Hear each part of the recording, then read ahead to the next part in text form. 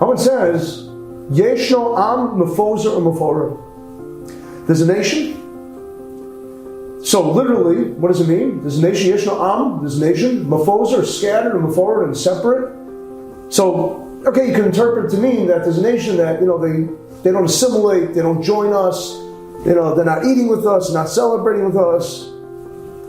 That's not what it's about. It's not a political commentary here. He said that I want to get the Jews, and I want the right moment to get them. I got it, he says. Now I know I could get the Jews. Why? Because they are mefozer, they're scattered amongst each other. Mephora, they're apart from one another. They're not loving each other like brothers and sisters. They're being judgmental of each other.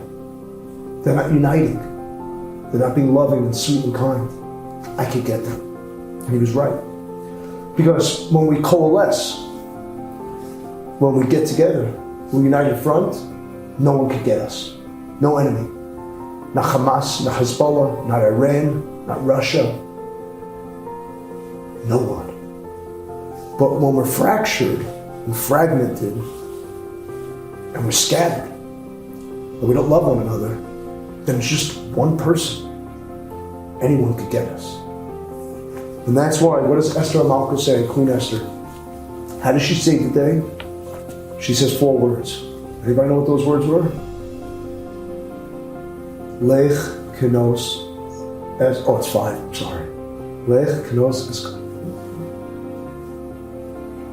5! Lech kenos es, she says, get together. Unite. Because otherwise, you go to the concentration camps. You're going to be gassed. It wasn't a new thing, the Holocaust. It was an old thing. Okay? They never did it on such an industrialized scale, on such an automated scale, because it's the 20th century. But Haman wanted to do the same thing. He wanted to gas all the Jews. So what does Esther say? Put aside your differences. Be a Moshe and Aaron. Moshe and Aaron were different. They don't look like one another, at least externally. He was an Egyptian, he was a Jew. They didn't act like one another. They had different backgrounds, they had different preferences, they had different types of wives. Everything was different. But they're the same because they're brothers.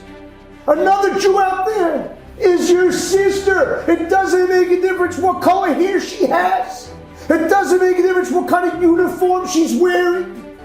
It doesn't make a difference whether she likes pizza or sushi or burgers. It doesn't make a difference what kind of shul she davens or she doesn't daven at all.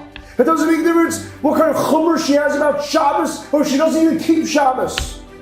You are brothers. You are sisters.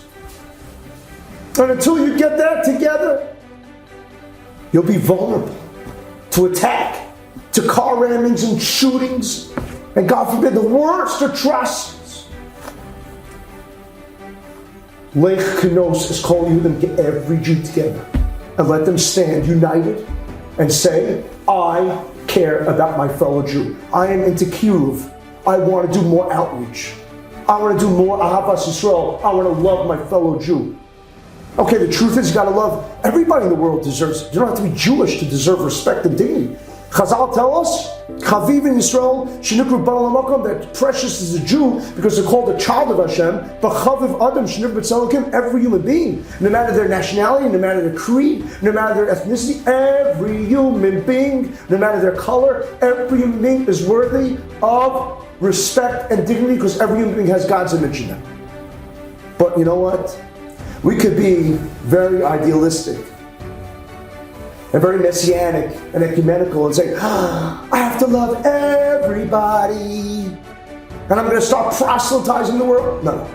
It starts at home.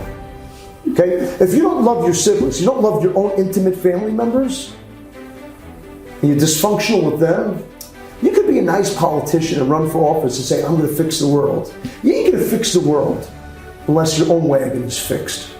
Okay? If you don't know how to do in your own kitchen, wash the dishes to help out at home, you're not going to wash the world's dishes, okay? Let's be frank about this. Let's be candid about it. Gotta love one another. And that was Esther. Esther was the smartest woman. she knew how to accomplish. To get rid of the gas chambers, to get rid of the Nazis.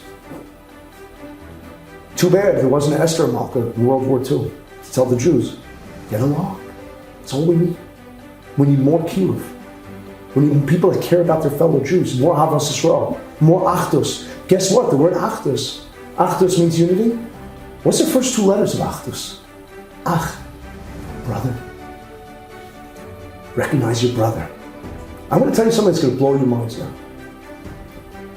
Moshe and Aaron, what were they called? What were they known as? Moshe Rabbeinu and Aaron HaKohen, right? They were the exemplary brothers.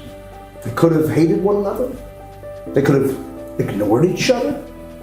They could have stood on ceremony, but they united. Moshe takes himself out of the parsha to honor his brother. They were the role models. They were the personification, the epitome of Ahavas Yisrael, what it means to love, to care. You ready for this? Moshe Rabbeinu and Aaron HaKohen is the precise gematria of 949, which is equal to Ahavas Yisrael, 949.